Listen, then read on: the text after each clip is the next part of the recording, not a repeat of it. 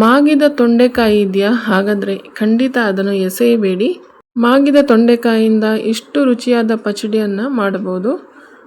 ಹಳದಿ ಕೆಂಪಾದ ತೊಂಡೆಕಾಯಿಯನ್ನು ವ್ಯರ್ಥ ಮಾಡಬೇಡಿ. ಹಾಗಾದರೆ ಬನ್ನಿ ತೊಂಡೆಕಾಯಿಯ ಪಚಡಿಯನ್ನು ಮಾಡೋಣ. Hi all, this is Sandhya. Welcome back to my channel.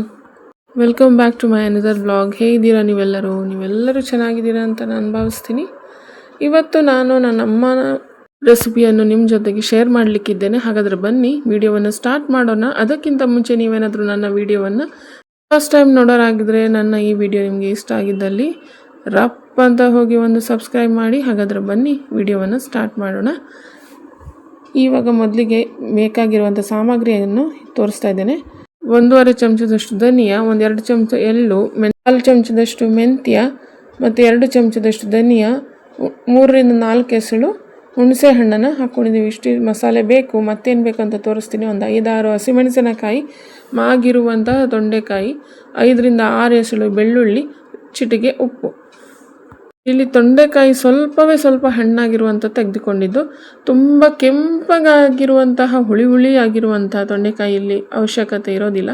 ಸ್ವಲ್ಪ ಆಗಿರುತ್ತೆ, ಒಂದು ಯೆಲ್ಲೋಯಿಶು, ಒಂದು ಆರೆಂಜ್, ಸ್ವಲ್ಪ ಆರೆಂಜ್ ಬಂದಿರುವಂತಹ ತೊಂಡೆಕಾಯಿಯನ್ನು ಇಲ್ಲಿ ಉಪಯೋಗಿಸ್ತಾ ಇದ್ವಿ. ಸಾಮಾನ್ಯವಾಗಿ ಪಲ್ಯಕ್ಕೆ, ಸಾಂಬಾರಿಗೆ ನಾವು ಎಳೆ ತೊಂಡೆಕಾಯಿಯನ್ನು ಉಪಯೋಗಿಸಿ ಹಣ್ಣಾಗಿರುವಂಥದ್ದನ್ನು ಎಸಿತೀವಿ. ಅದನ್ನು ಮಾಡದೆ ಈ ಒಂದು ಒಳ್ಳೆಯ ಪಚಡಿಯನ್ನು ನೀವು ಮನೆಯಲ್ಲಿ ಮಾಡ್ಬೋದು. ಪ್ಯಾನ್ ಇಟ್ಕೊಂಡಿದ್ದೇನೆ. ಪ್ಯಾನಲ್ಲಿ ಎಲ್ಲ ಸಾಮಗ್ರಿಯನ್ನು ಹಾಕ್ಕೊಂಡಿದ್ದೀವಿ, ಮಸಾಲೆ ಪದಾರ್ಥಗಳು ಹಾಕ್ಕೊಂಡಿದ್ದೀವಿ.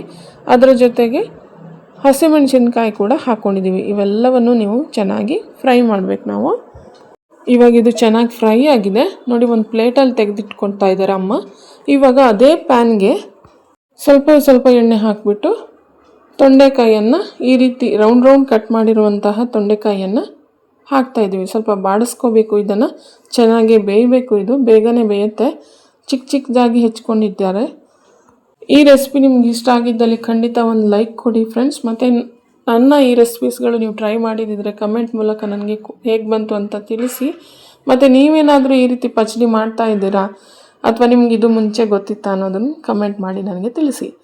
ಹಾಗಾದರೆ ನೋಡಿ, ಇವೆಲ್ಲ ಚೆನ್ನಾಗಿ ಫ್ರೈ ಆಗ್ತಾ ಇದೆ. ಇದಕ್ಕೆ ನಾವು ಇವಾಗ ಹುಣಸೆ ಹಣ್ಣನ್ನು ಹಾಕ್ತಾಯಿದ್ದೀವಿ. ರುಚಿಗೆ ತಕ್ಕಷ್ಟು ಉಪ್ಪನ್ನು ಕೂಡ ಹಾಕ್ತಾಯಿದ್ದೀವಿ. ನೋಡಿ, ಇವಾಗ ಚೆನ್ನಾಗಿ ಬೆಂದಿದೆ ಕೂಡ, ಕಲರ್ ಕೂಡ ಚೇಂಜ್ ಆಗಿದೆ. ಇವಾಗ ಇದನ್ನೆಲ್ಲ ನಾವು ಮಿಕ್ಸಿ ಮಾಡ್ಕೋಬೇಕು. ಅದಕ್ಕಿಂತ ಮುಂಚೆ ಒಂದು 6 ಎಸಳು ಬೆಳ್ಳುಳ್ಳಿ ಸಿಪ್ಪೆ ಸಮೇತವಾಗಿ ಹಾಕ್ಕೊಂಡಿದ್ದೀವಿ. ಇವಾಗ ಚೆನ್ನಾಗಿ ಮಿಕ್ಸ್ ಮಾಡ್ಕೋಬೇಕು ಇದನ್ನು. ಎಲ್ಲೂ ನಾವು ಇದರಲ್ಲಿ ತೆಂಗಿನಕಾಯಿಯನ್ನು ಹಾಕದೆ ಮಾಡುವಂತಹ ಪಚಡಿ ಇದು.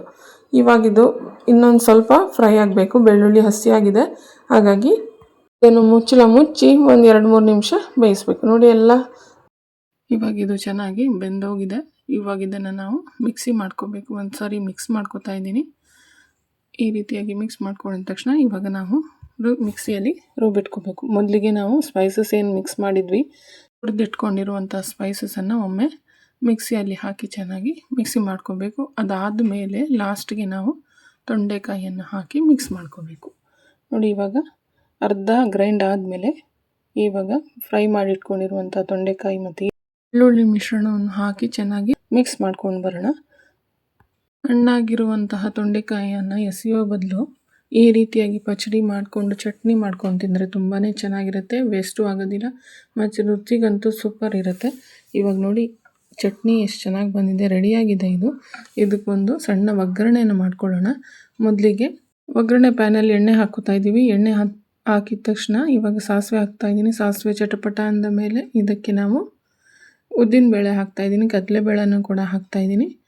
ಇವೆಲ್ಲವೂ ಹಾಕಿದ ತಕ್ಷಣ ಈಗ ಚೆನ್ನಾಗಿ ಫ್ರೈ ಮಾಡ್ಕೋಬೇಕು. ಫ್ರೈ ಮಾಡಿದ ಮೇಲೆ ಕರ್ಬೇವಿನ ಸೊಪ್ಪನ್ನು ಹಾಕ್ತಾಯಿದ್ದೀನಿ. ಕರ್ಬೇವಿನ ಸೊಪ್ಪೆಲ್ಲ ಫ್ರೈ ಆದಮೇಲೆ ಈ ಒಗ್ಗರಣೆ ರೆಡಿಯಾಗಿದೆ. ಇದನ್ನು ಈ ಚಟ್ನಿಯ ಮೇಲೆ ಹಾಕ್ತಾಯಿದ್ದೀನಿ. ನೋಡಿ ಎಷ್ಟು ಚೆನ್ನಾಗಿ ಬಂದಿದೆ ಮತ್ತು ತುಂಬಾ ಟೇಸ್ಟಿ ಆ್ಯಂಡ್ ಡೆಲಿಷಿಯಸ್. ಖಂಡಿತ ಒಮ್ಮೆ ಟ್ರೈ ಮಾಡಿ. ಅನ್ನಕ್ಕೆ, ಚಪಾತಿ, ರೊಟ್ಟಿಗೆ ಅಂತೂ ಸೂಪರ್. ಖಂಡಿತನೇ ಟ್ರೈ ಮಾಡಿ. ಮತ್ತು ಹೇಗೆ ಬಂತು ಅಂತ ನಮಗೆ ಹೇಳೋದನ್ನು ಮರಿಬೇಡಿ. ಹಾಗಾದರೆ ಬನ್ನಿ ವಿಡಿಯೋವನ್ನು ಎಂಡ್ ಮಾಡ್ತಾಯಿದ್ದೀನಿ. ನನ್ನ ಈ ರೆಸಿಪಿ ನಿಮಗೆ ಇಷ್ಟ ಆಗಿದೆ ಅಂತ ಭಾವಿಸ್ತೀನಿ. ಇಷ್ಟ ಆಗಿದ್ದಲ್ಲಿ ಲೈಕ್, ಶೇರ್ ಮತ್ತು ಸಬ್ಸ್ಕ್ರೈಬ್ ಮಾಡೋದನ್ನು ಮರಿಬೇಡಿ. ಹಾಗಾದರೆ ಮತ್ತೆ ಸಿಗೋಣ ಇನ್ನೊಂದು ವ್ಲಾಗಲ್ಲಿ ಮತ್ತಷ್ಟು ಸುಲಭವಾದ ಹೆಲ್ದಿ ರೆಸಿಪೀಸೊಂದಿಗೆ. ಅಲ್ಲಿಯವರೆಗೂ ಹೆಲ್ದಿಯಾಗಿರಿ, ಖುಷಿಯಾಗಿರಿ and take care of yourself. Thank you for watching. Bye.